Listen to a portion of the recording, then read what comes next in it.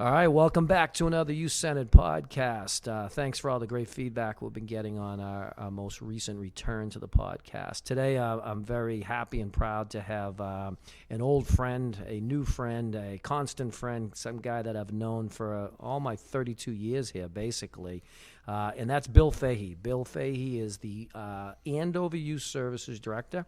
And he's been there for 25 years. I'm going to let him do his own bio for you, but I don't think what people know in Andover or North Andover is that Bill was my first employee.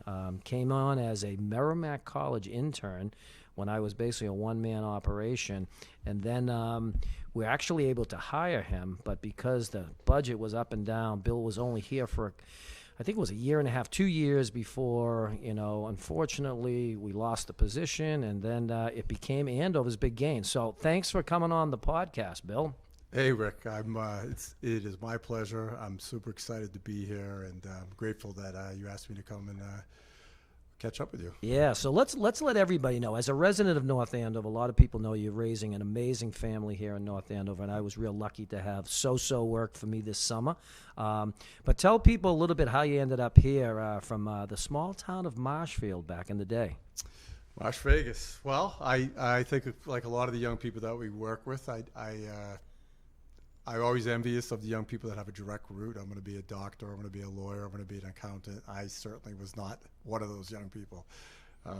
Didn't really know coming out of high school what direction I was going in here, and actually hadn't thought about young people as a career either. And I was fortunate enough, as you know, I floundered a little bit getting through college, trying to find, I was an economics major, a business major, and kind of trying to fit myself into, I was trying to fit like a square peg into a round hole, more or less, in terms of who I was as a young person. But fortunately, I went to take some classes locally here, and people were talking about the North Andover Youth Services. I didn't even really know what that was. I sent you, I think I called you, and as you always do, you call right back, and I said, hey, can I come and talk to you about what you're doing over there? And we had a conversation, and then I was lucky enough for you to kind of offer me an internship here.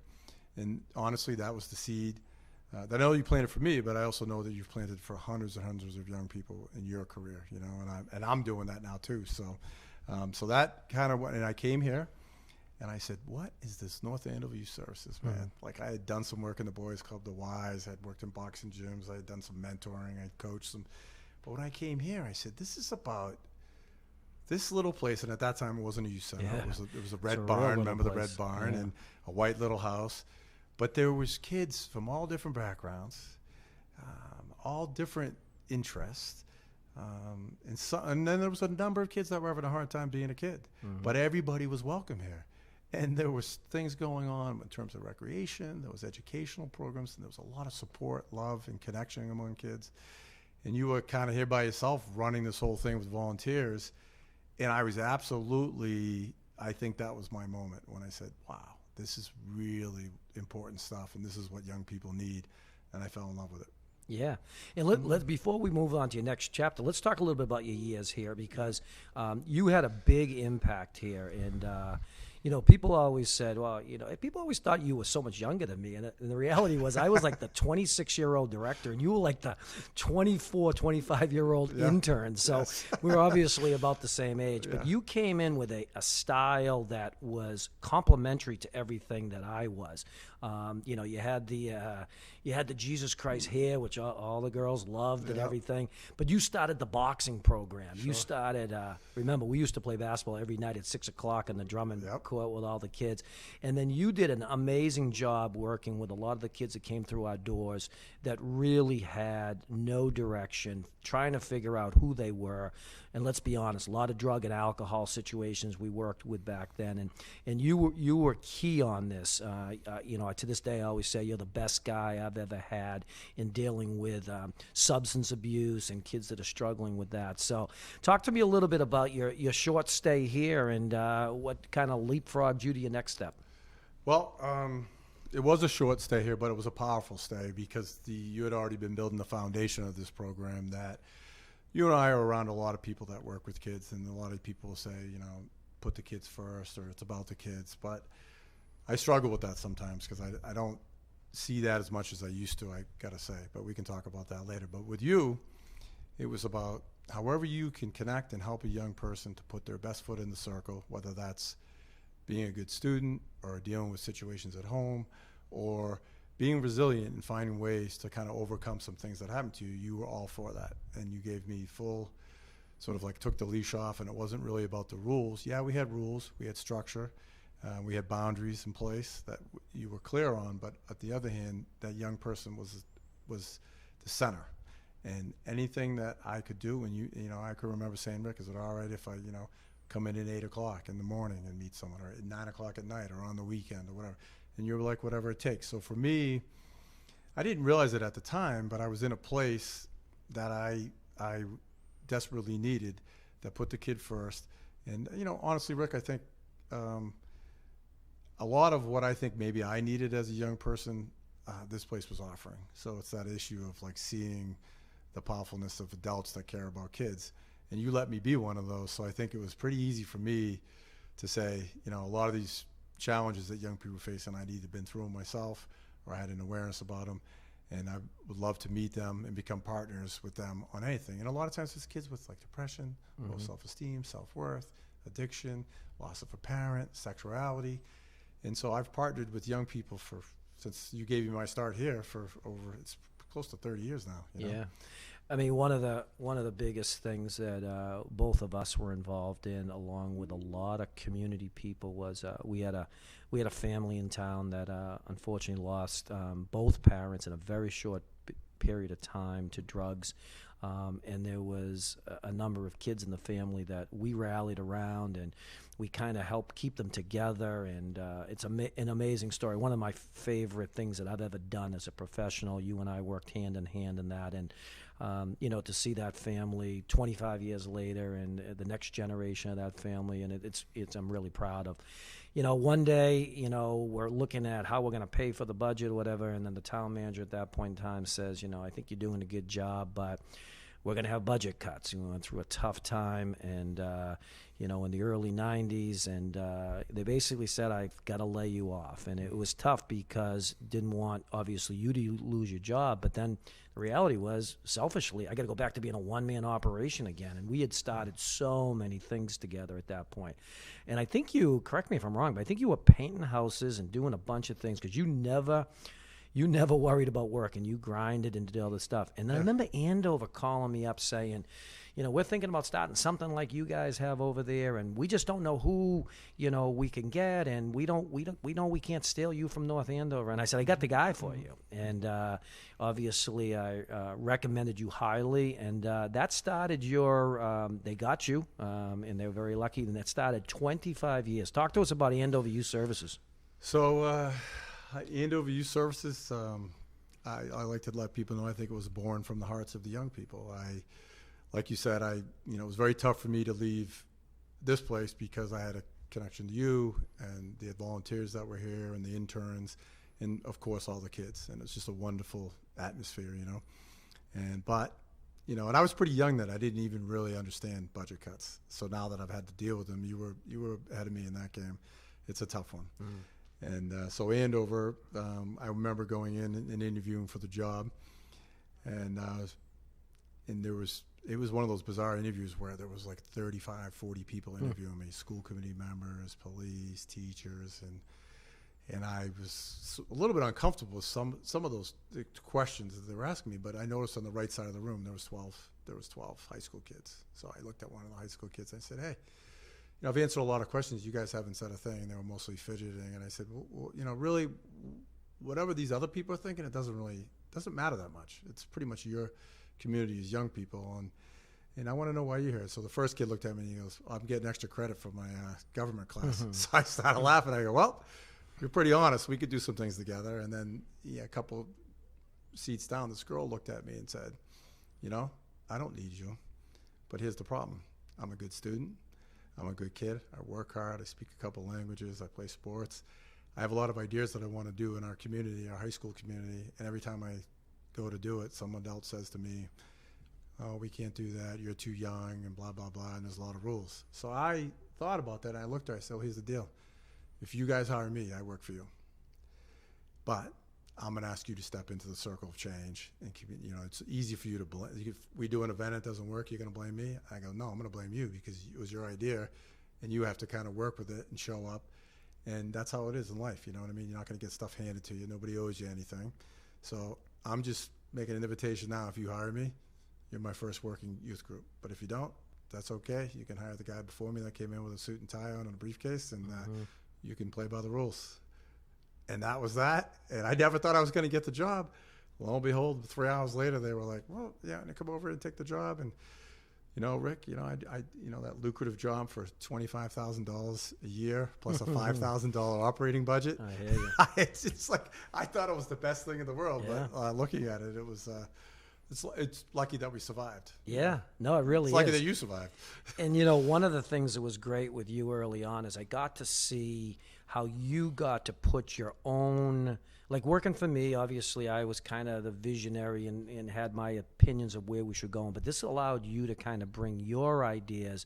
And I've always been amazed, and I think there's so many similarities between our programs, but a lot of differences too. And what I was blown away was your ability to really continue the push to fight substance abuse. We both dealt with suicides in town and deaths of young kids or whatever, but you were able to really put that safe place together. And I know you have a beautiful building, which we're going to talk about in a minute, but, same with me. I think the lifeline goes back to me being in that little red barn and you being on that house on that side street and the memories you built there. So take us through, don't take us through year by year, but like how did it grow in Andover where you hired that day and that girl became probably your first member of your youth council? Yeah. How did it develop over the next 25 years?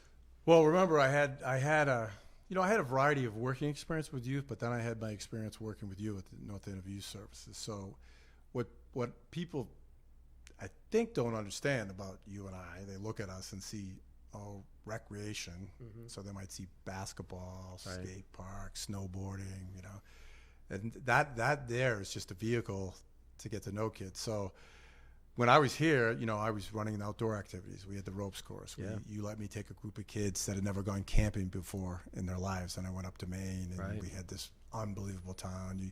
You on the road and got a grant for us, and I took kids to the woods that had never been in the woods before. Right. And but bigger than that, what people can't see, whoever's listening to us, is the trust that starts to get built between young people and adults, and the conversations that maybe you can't have in a building.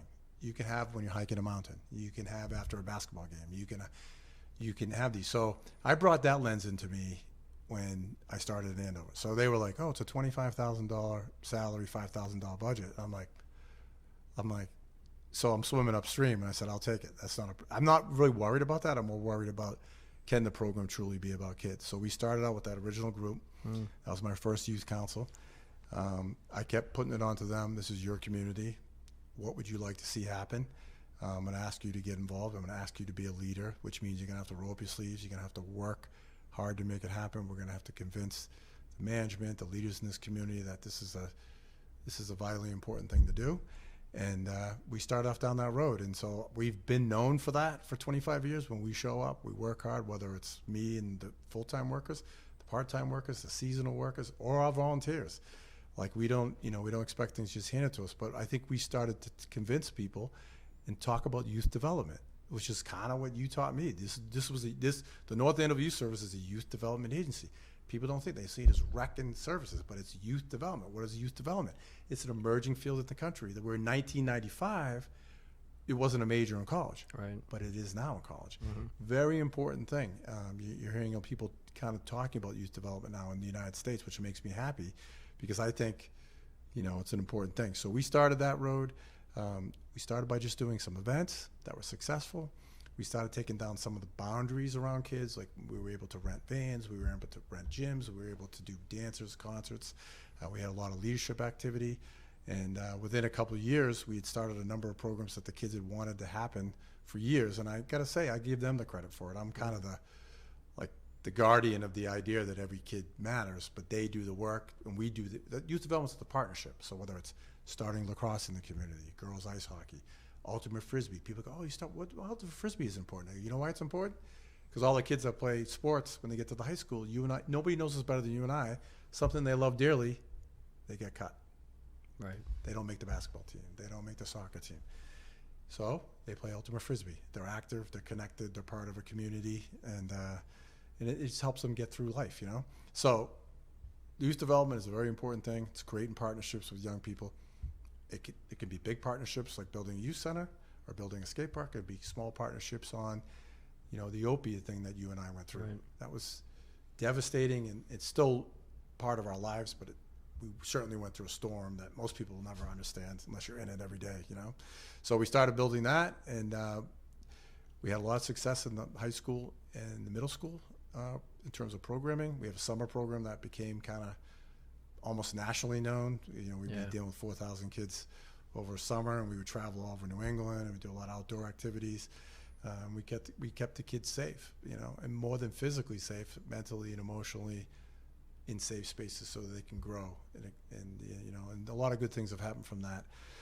And then after X amount of years, people started talking about building a youth center. And actually, it was 2 years into my stay, they started talking about building a youth center. And in sort of a weird way, they've been talking about it since 1960. Yeah, I got to jump in for a second Sure. here. When we opened our doors in 2000, a gentleman from Andover came over with the name of Larry Larson, well-known psychologist. Larry, And the funny thing was, in the year 2000, he looked around the building in the gym, and he looked and he said to me, "Well, this is very nice, but Andover's going to build it bigger and faster." And I like to give that dig because that was 2000. And what year did you open up the youth center? 2016, but we got half that equation right. Yeah, we did. You did build a bigger youth center, but if you see Larry around, just tell him I do remember that story. Larry's been a big supporter. Let me ask you something in terms of, and you've built an incredible program over in Andover, but I was on a podcast 2 weeks ago with a guy named John Fleming who runs a leadership podcast who wanted to talk to me about the pandemic and stuff. But one of the things he was amazed with, he says, your program is unique. It's unlike every other recreation program, whatever. He says, do other people have a program like yours? And I said, there's only one. It's Andover Youth Services and Bill Fahey. And we ended up talking about why our program, where we work with the police, the school department, that we're not just a rec center, like you said. I describe support services as being our lifeline. Why are we unique? And why, and his question was, how come other towns haven't kind of jumped on what you guys have done? What's your take on that? Oh boy, that's a great question and a big question. Well, I think our roles are very unique in terms of I see that a lot in Andover. I'm involved with all the elementary schools, all the sports leagues, the drama, the high school, the middle school, the police department, all the school departments, the churches, the synagogues. And how many people actually have that lens? Right. So a lot of times when we're involved in something, or our staff, you and your staff, we know all the pockets of people and all the different things where, like, sometimes I'll talk to someone that's been working in a school for 15 years and I'll be like, oh, do you know where, like this place in Andover is? They have no idea because they kind of stay in that. So I think it gives us the true ability to initiate successful programs and initiatives because we are connected to everybody, So on one level, and that's really important because I think people have sort of blinders on and they think just of their own space, their own departments, their own goals, where we're kind of thinking of everybody's goals. How do we all be successful? And then there's the question of youth programs in America.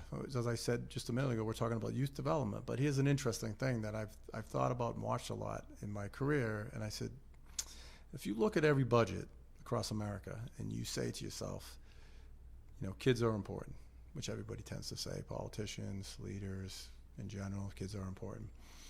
Okay, how much of the operating budget goes to the young people in the community they live in? Okay, so you could take a community like North Andover or the Merrimack Valley communities, or you could take inner city communities in California, Chicago, New York, whatever. You start looking at the resources that are given in non-school hours. Let's not forget, kids go to school 180 days a year. What are they doing the rest of the time, Right. That's where you and I come in. So if you look at that, I really have tried to respectfully advocate for our leadership, not only in the Merrimack Valley, but in the country, to take a look at that, because we're averaging, your budget and my budget is averaging like 0.5% of the operating budget and are deemed non-essential. Right. I would argue that we are essential. I would argue that our budgets really need to be, because I know the hours that you work. We're still here now. Right. I've been driving by this building, and don't forget I was here before this building was here, but your truck's always here. Right. And if it's not here, it's somewhere else. You get paid for 36.5 hours a week.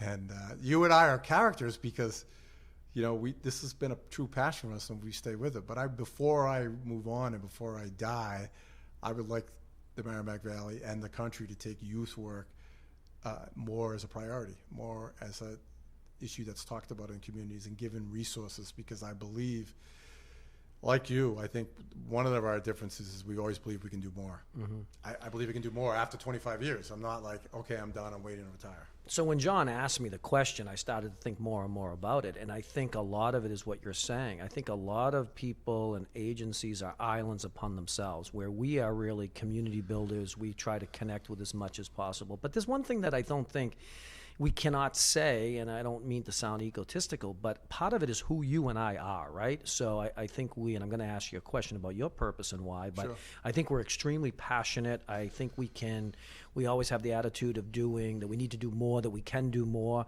And yeah, probably in our own personal life, we've made sacrifices to, we work a lot more than that 37.5 hours per sure. week, obviously, but I think in a lot of ways it's a combination of our philosophy of community building and how to build relationships, along with, you got to be able to have someone that's willing to put in the time, the effort, and the passion. I mean, would you agree with that? I would agree with that, and I have testimony and evidence to that. I have a black old duffel bag. And inside that duffel. So if I die, Rick, you got to make sure you go into my basement and find it. God knows where it is. It's a little bit of a hoarding situation down there.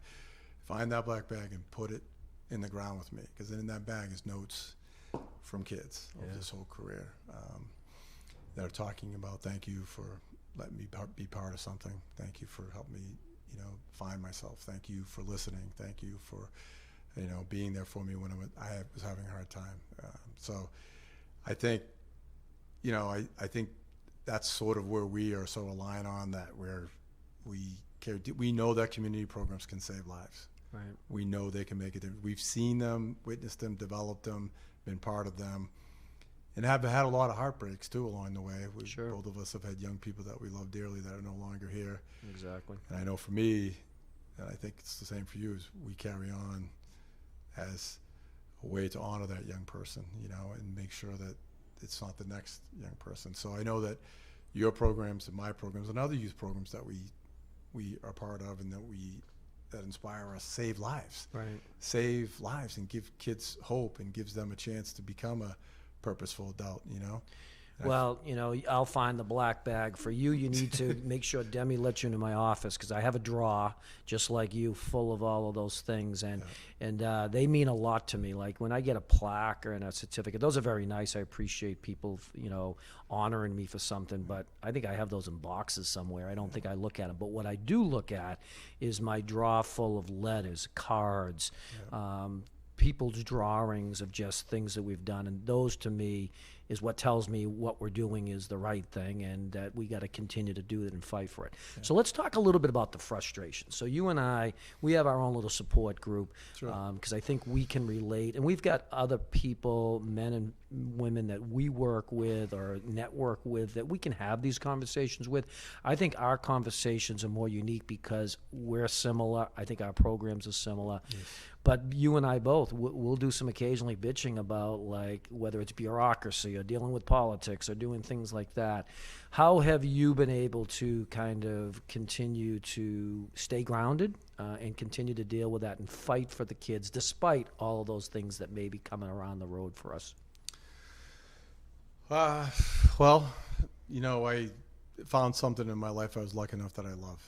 When you love something, you'll give it your all, And I remember, I'll say to the young people all the time, I go, listen, if I get too old and I start bitching and complaining and tell you what day I'm going to retire when I look at my watch 10 years from now on whatever day, you need to kick my ass out of that door. Right. I do not want to become one of those people. So I'm always reminding them that I work for them, and if I'm losing it and I can't do it anymore, please let me know. I don't want to become one of those guys, I feel I owe it to all the young people that have been involved in our programs, the 25 years of leadership groups that we've sat together and pushed for it. I feel I owe it to the young people that are no longer here because they've overdosed and died in drugs, and people have a great misunderstanding of addiction and how rampant it is in our community.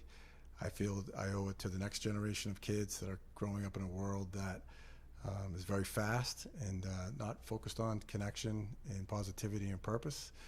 And I feel that I owe it to all the people that helped me, you included, and other people that helped me find my way. And I know how successful that these programs can be. I wanted to be an adult that could make an impact, not on a yearly basis, on a daily basis. Right. So I think both of our programs, in the way that they sort of are intertwined between all these different community groups, but yet independent in terms of who we are and what our vision is for young people, really makes a huge impact, Rick, on very little resources. And I don't mean to keep bringing that up. I'm just, what my challenge is, I'd like to spend less time convincing the powers to be how important this is and just stay focused on the work. Right. But when you have to fundraise all the time, when you have to sort of beg, borrow, and steal to keep your budget and operation going, and like you said, I was in this place and you had to let me go, and I think I was probably making $285, $300 a week, you know. Maybe. I mean? Maybe, you know.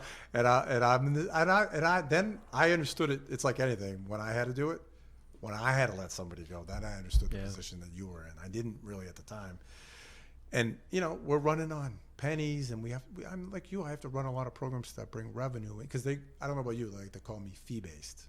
So I know you're doing the same thing. You're running the ponds and the sports and all these things. But what you have done, you've never taken your eye off of the fact that there's young people out there struggling.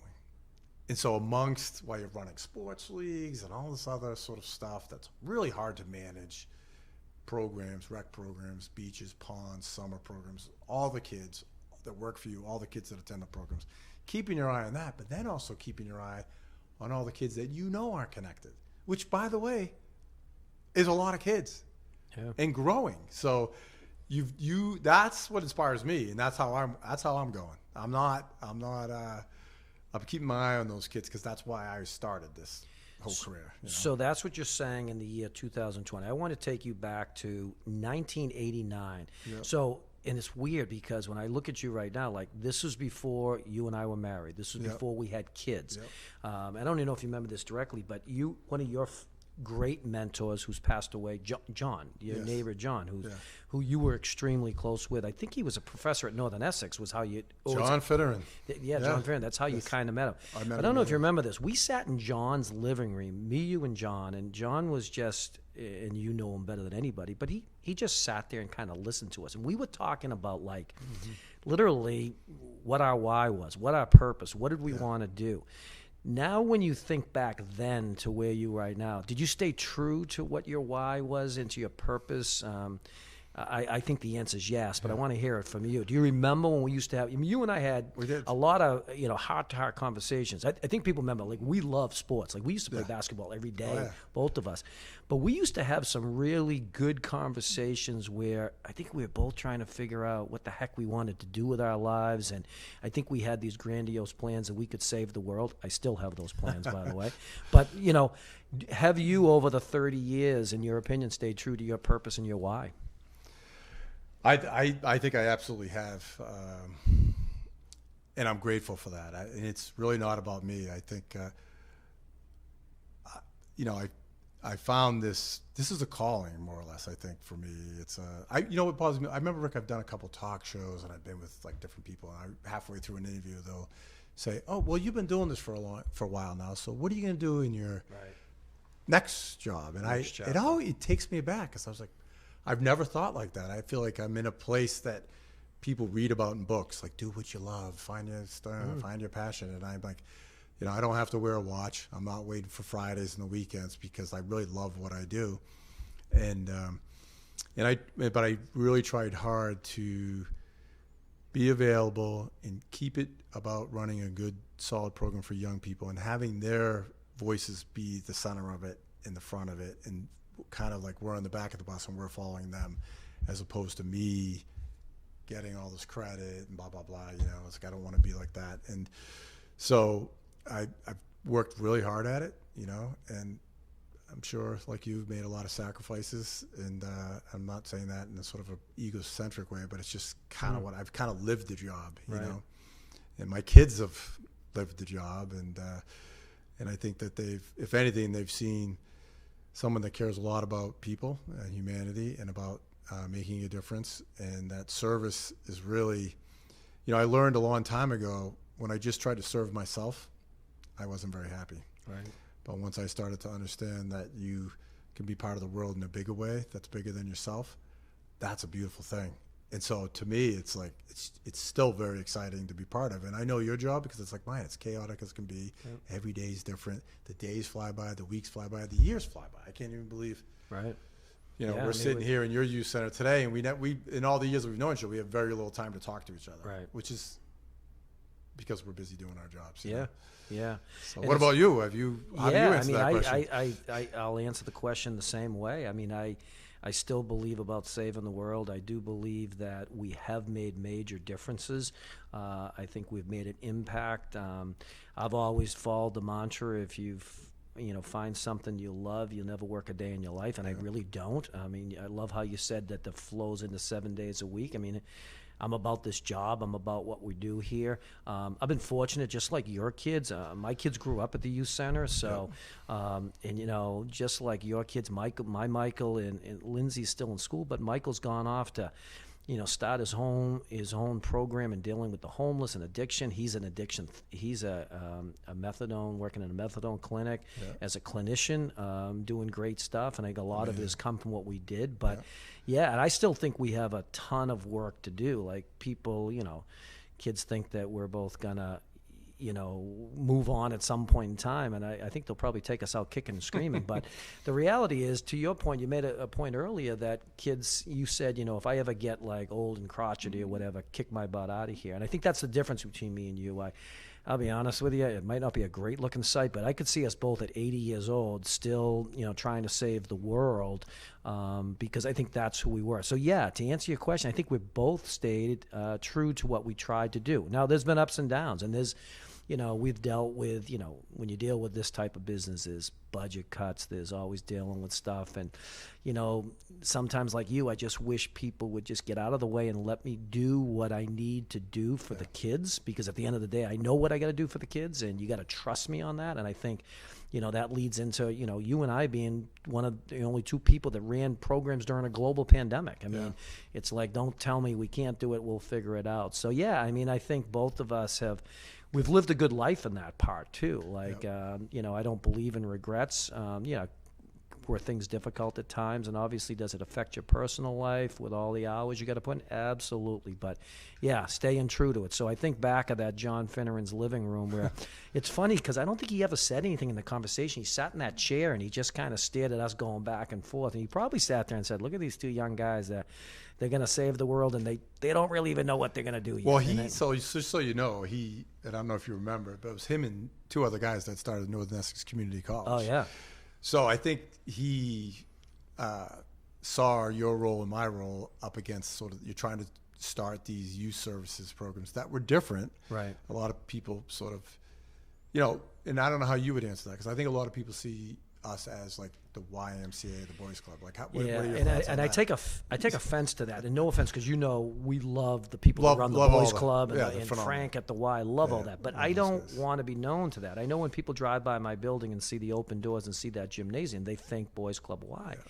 I wish they saw the Christmas drive. I wish they saw the times that we have to do one-on-one counseling, the group work, getting kids into drug detoxes, lots of different things we've done. Well, the youth employment that you do. Yeah, I mean the amount of kids. Youth employment, it's tough for jobs out there. I mean, my daughter got a chance to work here this summer, which you were surprised because you thought maybe like I'd call you, but I'm not a believer in that. You got to kind of find your own way. And the other thing is I thought So would work for you in Andover. She did. She has worked for me. But she was phenomenal, and she bought it. But I think you're right. We've built a culture here, just like you've built a culture over in Andover. And I would put both of our cultures up against anybody's.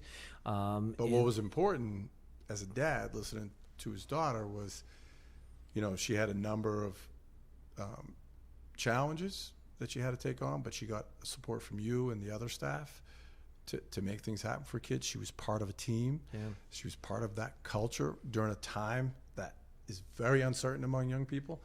And I saw her confidence rise and her ability to manage and problem solve grow.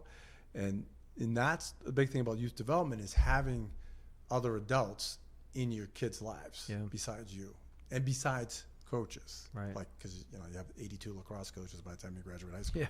These are just there's people like me and you who are really interested in them growing to be successful people across the board. So super powerful. Like, Right. we need more of this. This is what I say. We need Absolutely. way more of this, And I think we've been both lucky. We've had a lot of tremendous people that have worked for both you and I, Absolutely. that have gone off to do things themselves and starting things that were great.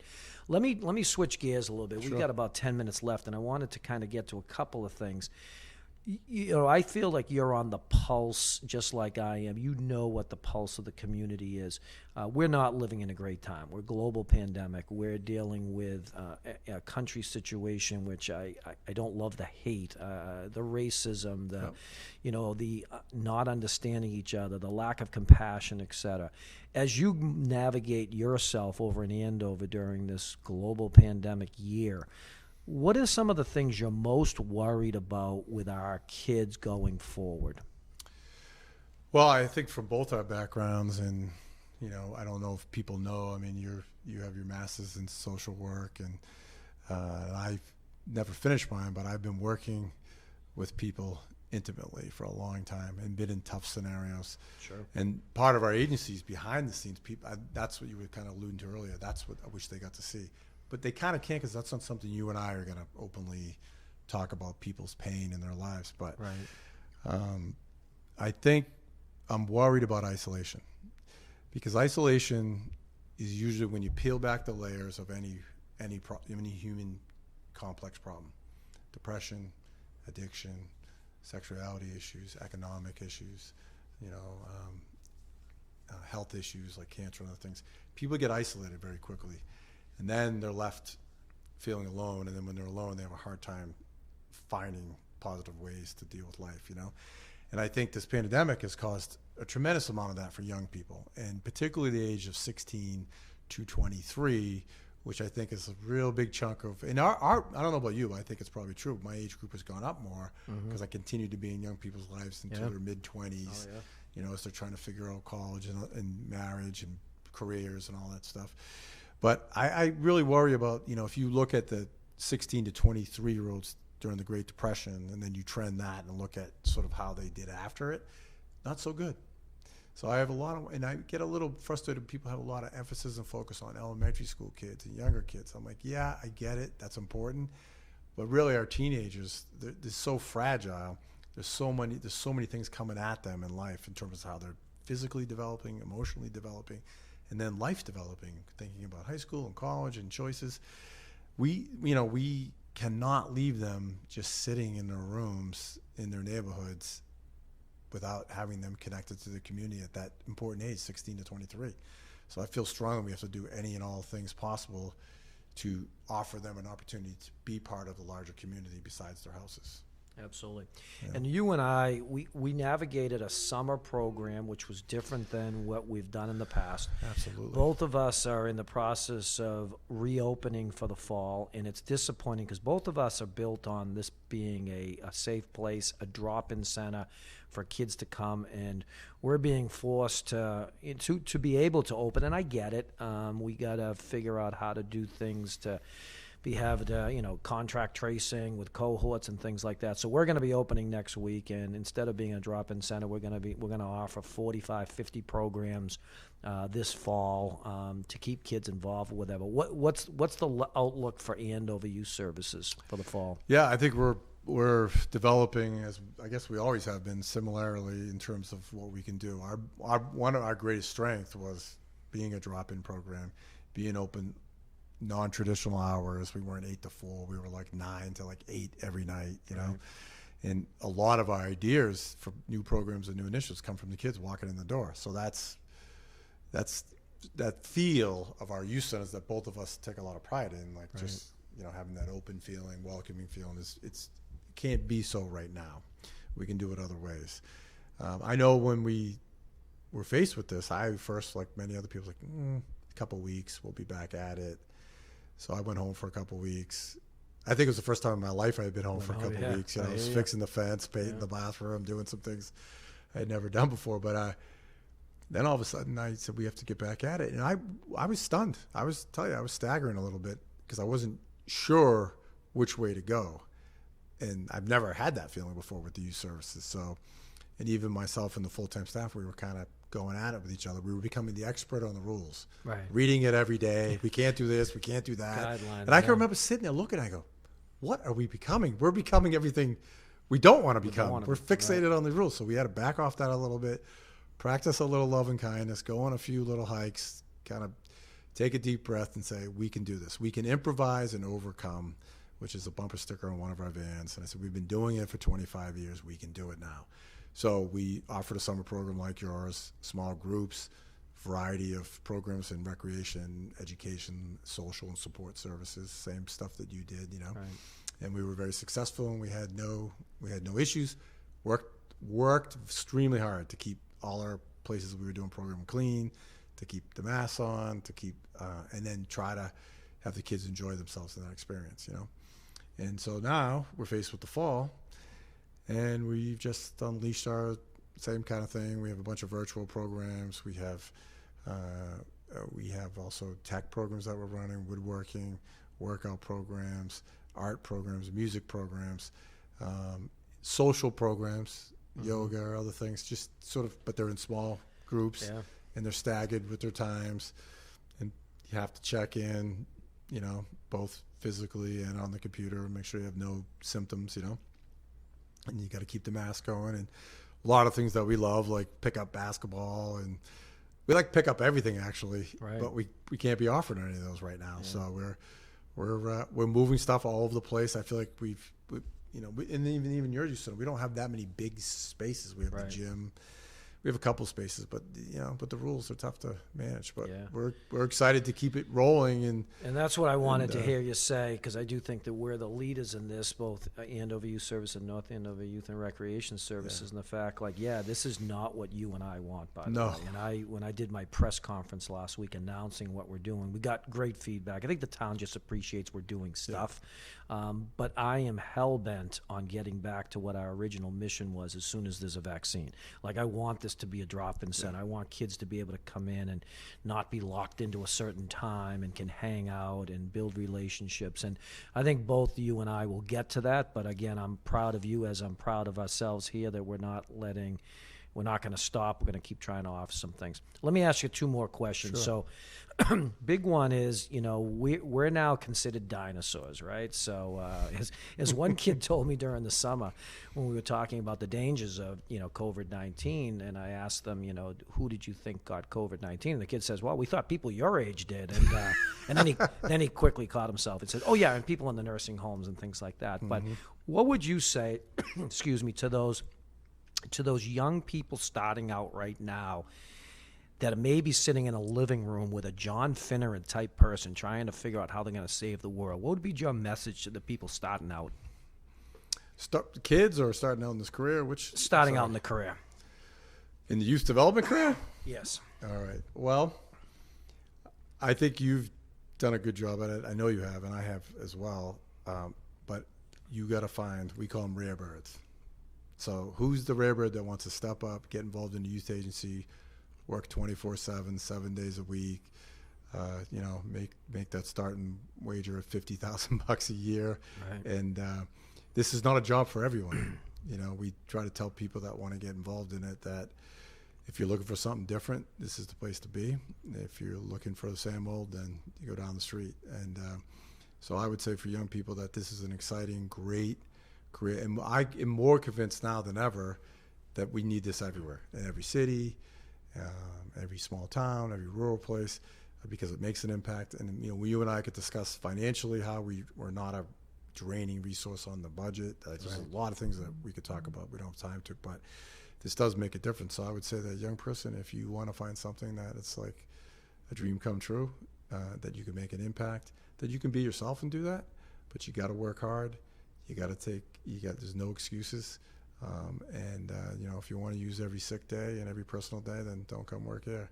Not that I can actually say that, Yeah. but I think it.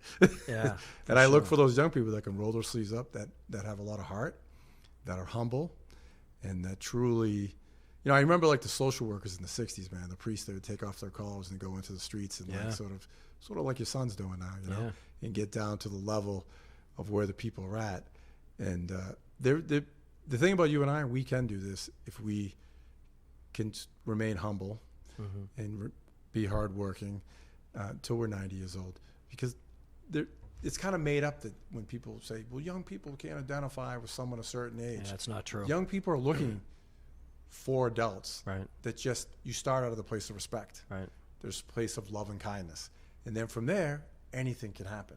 But you and I know from all the groups around the community, a lot of it, the thing about adults is they're pretty impatient and they want the outcome.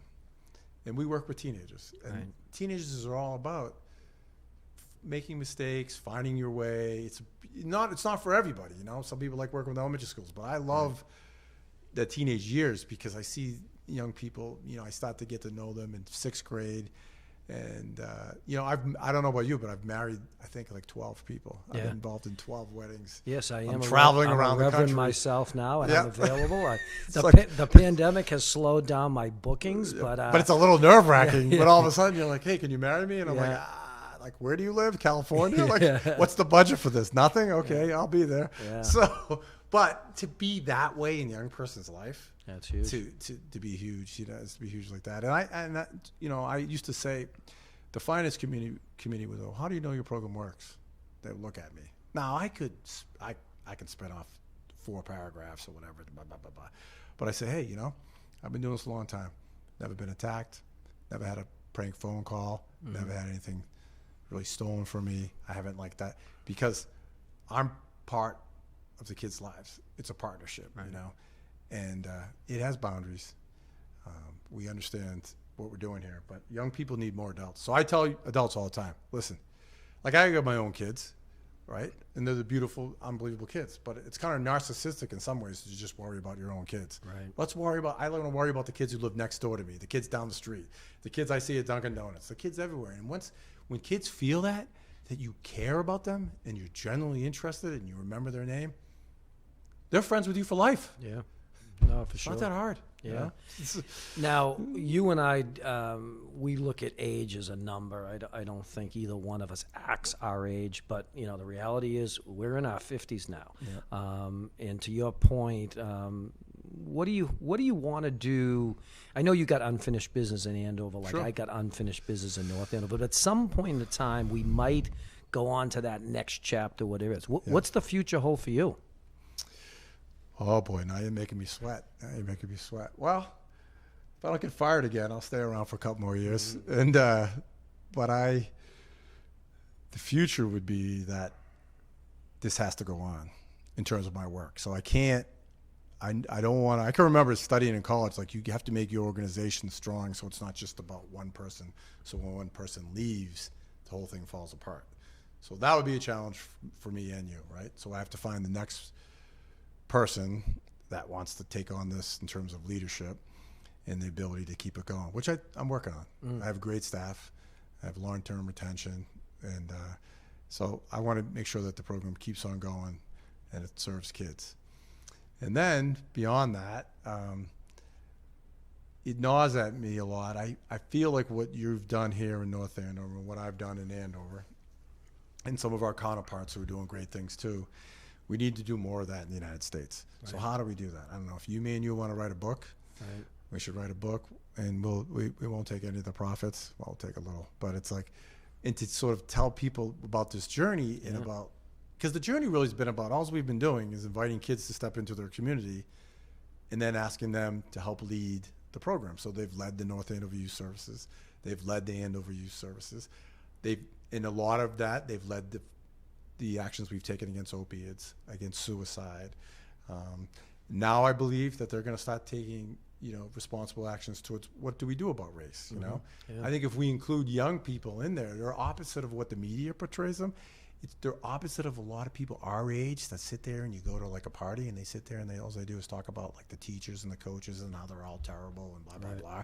It's like, I don't find that with young people. I think young people see a lot of hope, feel a lot of hope if we can engage that and empower that. So me and another level, it might be, trying to take our little worlds here and make it bigger somehow. Yeah. So if that's volunteering to sit on more boards and help other, I've been helping you have as well. I know you have, and I have as well, doing a lot of outreach work with other communities. Yeah. And the problem they run into though is a lot of things that you and I have become pretty adept at dealing with, like low budgets, right?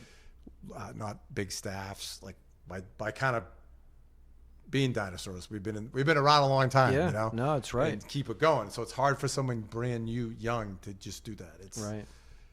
It's different. And we've obviously had great support in both of our communities to do this. I'm going to give you the final. We always give our guests the final word, but my final word is actually is the question with what you finished with. I think Andover and North Andover are very lucky to have us and our programs and the amazing staff we have. Yeah. What would you say to the communities out there, and you and I do some consulting with other communities, those other communities that need, and I stress, need to establish what we have and things that we have? What would you say to those selectmen, those politicians, those town managers of communities that don't have anything like we have? Well, I think that calls into the question of leadership, and I do struggle a little bit with what I see going on in the country in terms of leadership. My idea of leadership is, leaders eat last, and that's a big sort of thing with me and the kids. Like, they have to. You put your program, you put your kids first, and you work hard, and you suffer setbacks, but you keep on going. So leaders eat last. That meaning that I'm not the most important person in the room at the end of youth services. The kids are. And I think that, if I had an opportunity to speak to leaders or selectmen or them, say, like, there isn't a way you could argue against this program. It's saved young people's lives. It's giving young people a chance to feel good about themselves. It's a lot of kids, we've been doing it so long, we've seen them go off and do great things in their life. That started, in that my little black bag that I have in your office desk talks about lessons they're learned in our staff trainings and through our tribulations, and they've become resilient young people, because think about your program. You've done this whole thing on half of 1% of the operating budget. That makes you resilient. It makes me resilient. I used to tell the kids going for the youth center, I go, hey, you're not entitled to this. You don't deserve this. But if you roll up your sleeves and you really want it, we'll find a way to make it happen. So it took us how many years did it take you to build a youth center? Yeah, so we started raising our first cupcake sale in '93, and we opened in 2000. So the idea was it took us 7 years, which it happened real fast. But you got to remember, we also built this in probably the best time financially and economically wise in the country. If you remember, when you started to first look at it, we had some rough economic times in the country. So we actually built it in 7. I think you said you took you about 16 years, but it takes time to do this. It takes a lot of time, and there is the economics, and there's politics, and and that youth center got built because of all the wonderful people in Andover that gave donations and. We did telethons. We did all kinds of things. Our youth foundation is phenomenal, just like your board. We have lots of good. So again, the building encompasses 20-something years of people. One of the things we had on a T-shirt is "Give more, take less," and that's what it's been about this place and our place. And so I think it's imperative, though. It kind of bothers me that when we look at, like, let's look at trash for an example. Years ago, we used to dig holes and stick them in the ground and dump it in there. And then we said, hey, it's infiltrating the water source and it's going to end up killing us all. So we were innovative, and we spent a lot of money thinking about how to deal with that as a community issue. Mm-hmm. So what people need to understand is what you and I are talking about is non-school hours. Kids only go to school 180 days a year, okay? And they're safe mostly during school, but it's the out-of-school time that needs to be looked at for kids. Now, my idea of a childhood is not playing 4 sports, for 12 months a year, and just doing it over and over and over and over again. That kind of grew because both families have changed dramatically, right? So families have changed in all kinds of ways. And so we need more resources for our kids' community. But our resources have not kept up like when we did how we deal with trash. Oh, yeah. We put a lot of money into it. How we did with safety, we put a lot of money into it. How we dealt with infrastructure, we put a lot of money into it. How we deal with education, we all need laptops, we put a ton of money into it. But what about what you and I do? Youth development, developing recreational, educational, social, and support services for middle school and high school kids. That's the other thing that makes us different than most, because everybody tries to do, in the summer times we'll spread out more. But during the school year, we're middle school, high school, and beyond. Someone could call you right now and be 35 years old and say, Rick, I need to talk to you about something. It happens. You know what that means. I know what that day. means. Yeah. You know what I mean? That means they're still connected to the support system that they appreciated. Right. So we can do this. Communities have to make this a priority. Whether they, you want to call us up, we'll come to every town meeting that you have, and you and I will get up and talk about it. Yep. And it's really it's a drop in the bucket, actually, for what you get out of it. You get a year-round program that really cares about kids and creates a really strong safety net. But the other problem that you and I know, it's not enough. Right. It's not enough. It's just too many kids. So I would implore those leaders to take a look at what we're doing, ask us to come and talk to you, we will, but then just make it happen. Right. No, well said. And we're going to wrap it up with this, but I want people to know, if you don't know Bill Fahey, you should get to know him. Obviously, he's raising a wonderful family down on Waverly Road, but he is Andover Youth Services Director, and his door is always open when we don't have a global pandemic. So let's get on the other side of this pandemic, but he'd love to talk to you more about some of the stuff he does.